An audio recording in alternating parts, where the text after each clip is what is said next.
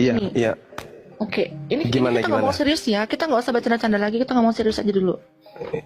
Iya, iya. Dari tadi saya serius. Silakan. Oh. Ini saya mau tanya sama Bang Zuma. Iya, Apa arti konsep ketuhanan itu yang ada di Islam? konsep ketuhanan artinya konsep di luar makhluk. Al-Quranul Karim menjelaskan dalam surah Al-Ikhlas. Konsep ketuhanan itu, Tuhan itu ahad, Tuhan itu satu, tempat segala sesuatunya bergantung, tempat semua makhluk berharap. Itu tidak ada yang serupa dengannya, tidak ada yang setara dengannya. Itu konsep Tuhan. Karena Tuhan itu mustahil punya kelemahan. Karena alam semesta ini alam yang begitu sempurna, alam yang begitu apik, sehingga dibutuhkan pencipta yang begitu sempurna. Gak bisa tidak. Seperti ketika kita melihat komputer, komputer itu pasti dibuat oleh orang yang sempurna otaknya, ilmunya. Maka kalau komputer saja dibutuhkan makhluk yang menciptakannya, yang membuatnya sempurna, maka sudah pasti pencipta makhluk itu jauh lebih maha sempurna. Maka Tuhan itu adalah tataran pencipta yang mengadakan segala sesuatu yang ada di bumi. Maka dia wajib sempurna, tidak memiliki kelemahan, tidak punya titik noda sedikit pun. Sudah pasti bukan makhluk. Karena kalau makhluk pasti punya keterbatasan, sehebat apapun itu. Itulah Tuhan. Qul huwallahu ahad. Dialah Allah yang Maha Esa. Allahus Samad, tempat meminta segala sesuatu. Lam yalid walam yulad, yang tidak bersilsilah, tidak berketurunan, tidak punya asal, tidak beranak, tidak pula diperanakkan. Walam yakul lahu kufuwan ahad, dan tidak ada sesuatu apapun baik di langit maupun di bumi atau di antara keduanya yang setara dengan Dia. Itulah Tuhan. Oke. Gini ya. Di agama kami, Yesus itu adalah Tuhan. Tapi di agama kalian, Yesus itu adalah nabi gitu kan. Sedangkan itu di Al-Qur'an kalian sendiri menyebut nama Maria dan Isa itu beberapa kali loh di ayatnya. Kenapa itu? Coba dijelaskan gitu loh. Iya, baik. Kenapa Nabi Muhammad jarang disebut namanya dibandingkan Nabi Isa? Karena itu tadi, kedatangan Al-Quran sebagai jalan keselamatan. Kenapa Nabi Isa banyak disebutkan? Karena ajaran Nabi Isa dipelesetkan oleh orang-orang terdahulu sampai hari ini. Nah, ini sederhananya adalah ketika kemudian Al-Quran itu karangan Nabi Muhammad, maka tentu pengarang akan mengorbitkan dirinya. Ngapain dia mengorbitkan orang lain? Mending dia orbitkan ayahnya, ibunya, pamannya, keluarganya, keturunannya, dirinya. Seperti Paulus mengorbitkan dirinya dari Paulus, dari Rasul Paulus, dari Rasul Paulus, dari Rasul Paulus. Mending diorbitkan kalau memang karangan. Tapi karena Al-Quran itu bukan untuk Nabi Muhammad seorang, tapi Al-Quran itu sebagai hudan, petunjuk, sirat bagi seluruh umat manusia menuju kepada keselamatan, maka Al-Quran itu harus netral, menyebut sesuai yang hak, menyebut sesuai yang batil, yang salah disebut, yang benar disebutkan. Tak ada tendensi kemudian nepotisme dan seterusnya. Rasulullah menyebut Nabi Isa jauh lebih banyak daripada namanya sendiri. Kenapa? Nabi Muhammad hanya diutus sebagai pemberi peringatan. Dan tidak ada satu manusia pun di atas muka bumi ini yang mempertuhankan dirinya. Dan tak akan pernah sampai kiamat. Jadi yang harus sering dibahas ini adalah Nabi yang diutus, yang justru dianggap menjadi Tuhan, yang mencelakakan banyak manusia. Miliaran manusia akan masuk ke dalam neraka, direbus dalam api yang mendidih dikarenakan Nabi Isa. Disalah artikan ajarannya, diplesetkan ajarannya. Allah mengatakan dalam Al-Quran, wa makaru wa makarallah wallahu khairul makirin. Ahli Torah, ahli kitab, orang Yahudi, orang Nasara menyelewengkan kemudian ajaran Nabi Isa. Mereka membuat tipu daya, mereka buat tipu muslihat, mereka ingkar terhadap Nabi Isa. Bahkan keingkarannya tidak berujung kepada kematian, tetapi berujung kepada dibuatnya sebuah sekte baru di luar Yahudi, disebut Kristen atau Kristianos. Ini yang terjadi. Maka Nabi Isa itu harus diluruskan ajarannya. Coba lihat di dalam Yohanes 16 nomor 14. Ketika ia datang, yaitu roh kebenaran, dialah yang akan mengajarkan kepadamu. Dia akan memuliakan aku. Tidak menghinakan, memuliakan. Makanya dalam Islam, Nabi Isa yang kalian sebut Yesus itu makhluk suci. Dia diselamatkan, tidak tersentuh, tidak diludahi, tidak ditampar, tidak ditelanjangi, tidak digantung, apalagi dibunuh. Beliau adalah makhluk terindah, makhluk yang suci, di dunia terkemuka, di akhirat terkemuka. Makanya kami nggak terima kalau Yesus kami, Nabi kami, Rasul kami, utusan Tuhan kami disebut terkutuk untuk dosa-dosa orang Roma. Masakan Nabi kami yang terkutuk untuk dosa-dosa orang Romawi penyembah pagan?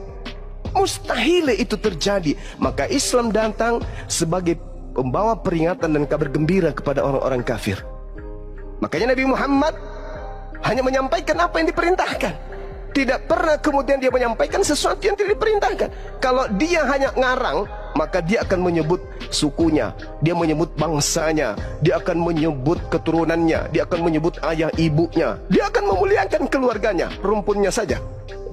Tetapi karena dia diutus bil bayyinah, kata Allah, litubayyina linnas ma nuzila ilaihim wa la'allahum yatafakkarun. Engkau wahai Nabi Muhammad, kuutus ke atas muka bumi untuk menyelamatkan seluruh umat manusia. Maka jangan egois, jangan menyampaikan sesuatu yang tidak aku ajarkan. Ajarkan instruksi dari langit. Apa yang kuperintahkan, itu yang kusampaikan. Begitu juga Yesus, karena dia Nabi. Begitu juga Musa, karena mereka adalah orang-orang sindik. Mereka ini adalah orang jujur, orang terpercaya, al-amin. Mereka nggak mungkin berdusta, mereka nggak mungkin ngarang-ngarang cerita, nggak mungkin. Yesus mengatakan di dalam Yohanes 12:49, aku tidak berkata-kata dari diriku sendiri loh. Apa yang aku katakan, apa yang diperintahkan oleh Tuhanku, katakan dan aku sampaikan. Aku diperintahkan menyampaikan, aku ini utusan, aku sampaikan. Aku diperintahkan mengajarkan supaya mereka orang Israel menyembah hanya kepada Dia yang ada di langit, aku sampaikan. Aku tidak berkata yang lain. Aku perintahkan mereka menjalankan hukum Taurat. Aku ajar mereka melakukan sabat. Aku ajari mereka berpuasa. Aku ajari mereka bersunat. Aku ajari mereka salat, sujud. Itu yang ku diperintahkan. Yohanes 14:24. Firman yang kau dengar dari mulutku itu bukan dari aku, tapi dari Dia yang telah mengutus aku. Di dalam Al-Quran pun dikatakan hal yang sama. Wa iz qala Isa ibnu Maryam ya bani Israel inni rasulullahi ilaikum. Wahai Bani Israel, sesungguhnya aku yang engkau tolak ini tak lain dan tak bukan adalah rasul penyelamat untuk kalian. Tapi kalian menolakku. Kalian, ya silakan. Oke. Gini Bang ya, itu kan konsep ketuhanan kalian gitu. Kalau kami kan itu tidak ada yang datang ke Bapa melainkan dari Yesus sendiri. Dari Yesus sendiri. Berarti gini, kalau kita pengen masuk surga, berarti kan itu kan dari Yesus sendiri gitu loh. Bener nggak? Nah, konsep kami seperti itu. Jadi gini, ini konsep kematian ya. Nih, ini kalau saya baca di kalian umat Muslim, konsep mati kalian tuh sangat mengerikan loh. Ya, ngeri banget ini. Sampai dibilang saya lihat nih, ngeri lah pokoknya gitu ya.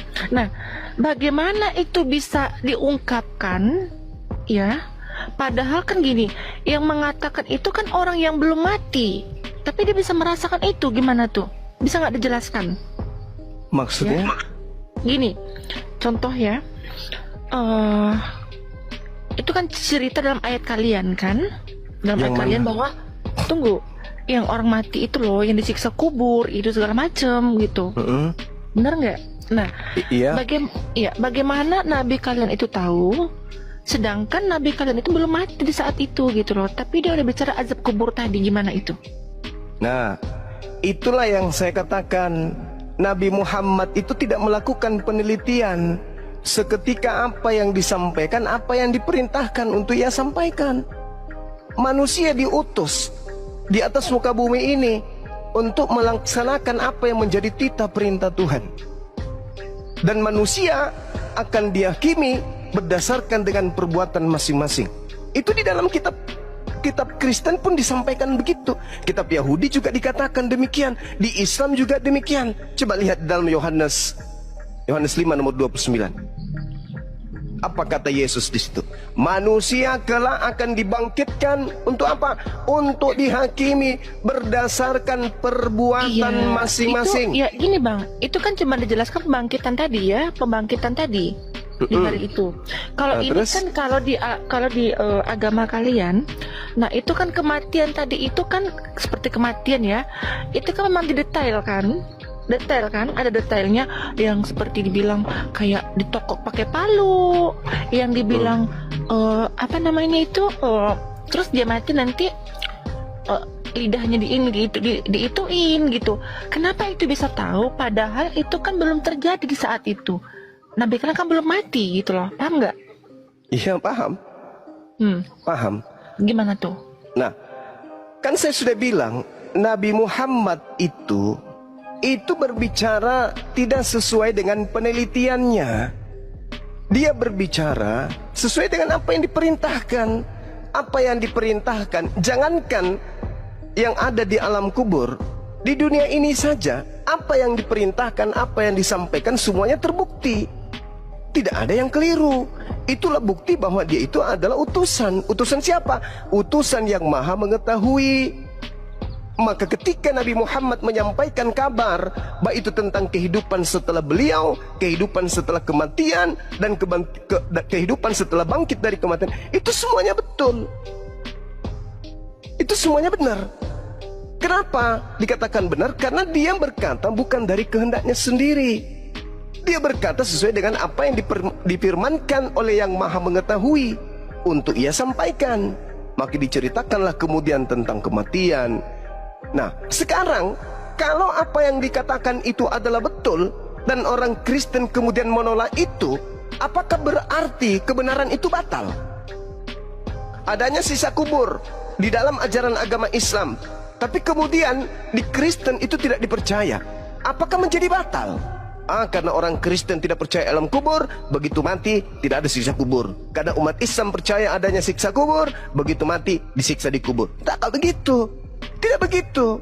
Yang namanya siksa kubur itu pasti ada. Meskipun Anda tidak menerima, gak usah terlalu jauh deh. Coba aja dulu masuk ke kamar 1x1, berdiri di situ, berdiri di dalam situ, dikunci dari dalam. Siksa nggak? Ya siksa. Apalagi ditimbun 202 meter ke bawah, ditimbun bumi, maka tidak tersiksa. Tersiksalah. Pasti tersiksa itu. Apa yang bisa menyelamatkan kita kemudian? Amal kebajikan, amal soleh. Makanya Yesus mengatakan ketika ditanya dalam Matius 19, Guru, ya paman, apa yang bisa membuat aku selamat? Jangan membunuh, jangan bersaksi dusta, jangan ini, jangan itu, jangan ini, jangan itu, jangan itu. Artinya, untuk menyelamatkan manusia, ikuti instruksi perintah Tuhan. Kristen ada nggak melakukan perintah Tuhan? Tak ada. Perintah Tuhan mana yang dijalankan Kristen? Satu aja. Tak ada. Tak ada. Jadi kalau mati nanti, meskipun mereka tidak beriman kepada adanya siksa kubur, tetap saja kemudian disiksa dalam kubur. Mau tidak mau. Karena itu sudah kaidah, bukan keinginan kita yang terjadi, tetapi keinginan Tuhan yang akan berlaku, bukan keinginan kita. Kita menginginkan, kami pun Islam menginginkan, jangan ada siksa kubur dong. Tapi bukan kita yang punya kehendak. Coba Anda lihat di dalam kitab yang Anda pegang, Yesaya 14:19, Mazmur 116 nomor 3. Siksa kubur itu ada. Siksa kubur itu ada. Asap maut telah mengelilingiku dan siksa kubur telah mencekamku.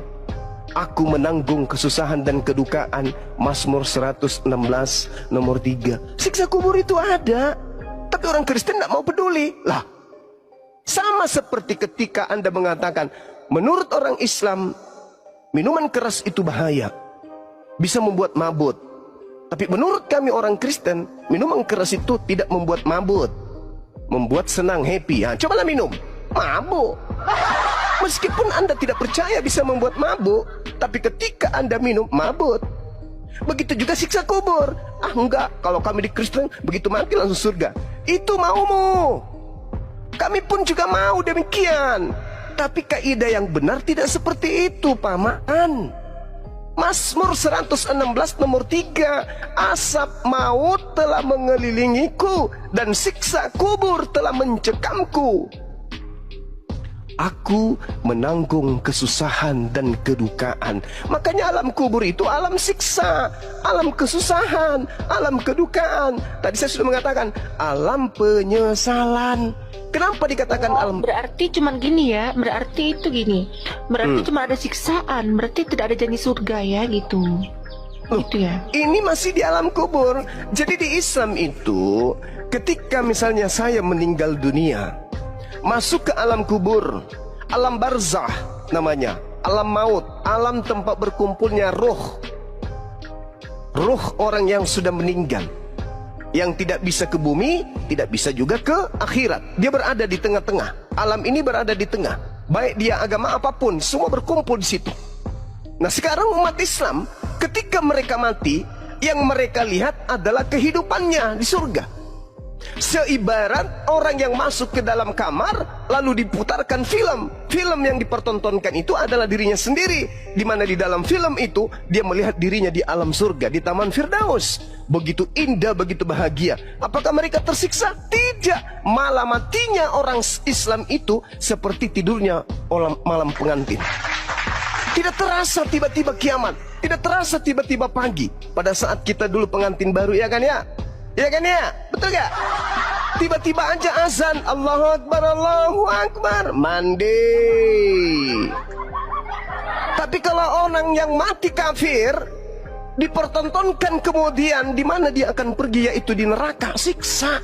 Cobalah masuk ke kamar, kunci dari dalam, putar film horor. Bukankah umatnya Rasul kalian itu yang terakhir masuk surga? Kata siapa? Kata siapa? Umatnya Nabi Muhammad yang pertama masuk surga. Tidak ada umat masuk surga sebelum umatnya Nabi Muhammad. Yang terakhirlah yang pertama masuk ke surga, yaitu baginda Rasulullah Muhammad SAW. Nah sedangkan Kristen mau kemana? Dihalang oleh Yesus yang asli. Matius 7 nomor 22, nomor 23. Dihalang. Sedangkan di Islam apa? Innalladzina amanu. Innalladzina amanu. Apa? Sesungguhnya manusia yang berkata innallaha, sesungguhnya Allah itu adalah Tuhanku, maka dia akan dimasukkan ke dalam surga. Gimana ayatnya itu, Dinda? Surah Al-Baqarah, Al-Anfal ayat 38 ya. Itu jelas, itu diterangkan seperti itu. Barang siapa yang berkata Allah adalah Tuhanku dan dia teguh memegang perkataannya, maka dia akan dimasukkan ke dalam surga.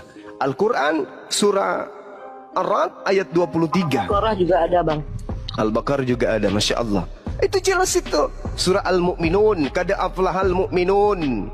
Beruntunglah orang-orang Islam yang mukmin, yang salat, yang zakat, yang tidak berzina, yang tidak berdusta. Mereka lah